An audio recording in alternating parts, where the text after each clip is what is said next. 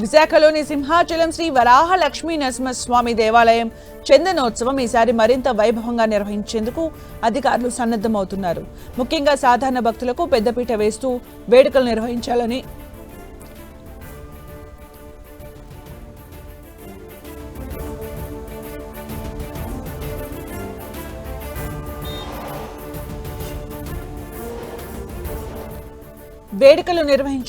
జిల్లా ఇన్ఛార్జి మంత్రి డోలా శ్రీ బాల వీరాంజనేయ స్వామి స్పష్టం చేశారు.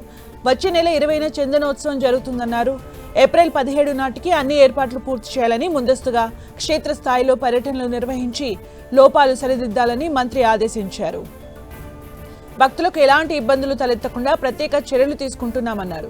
300, 1000, 1500 టికెట్లకు వేర్వేరు క్యూ లైన్స్ ఏర్పాటు చేయనున్నట్టు చెప్పారు. చందనోత్సవం రోజు తెల్లవారుజామునే కార్యక్రమాలు ప్రారంభమవుతాయని, ఉదయం 3 గంటల నుంచి దర్శనాలు మొదలవుతాయని తెలిపారు.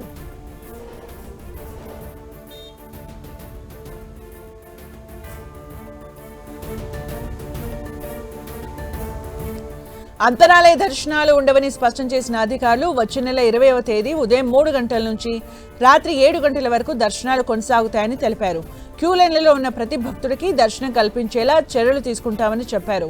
ఎండ తీవ్రతను దృష్టిలో ఉంచుకుని షామియానాలు, తాగునీటి సదుపాయాలు, హోల్డింగ్ పాయింట్లు ఏర్పాటు చేస్తున్నట్లు తెలిపారు. భక్తుల రవాణా కోసం ప్రత్యేకంగా 50 ఆర్టీసీ బస్సులు, టికెట్లు కొనుగోలు చేసిన వారికి 30 మినీ బస్సులు ఏర్పాటు చేస్తున్నారు. అలాగే టాయిలెట్లు, మెడికల్ క్యాంపులు, అంబులెన్స్లు అందుబాటులో ఉంచుతున్నారు.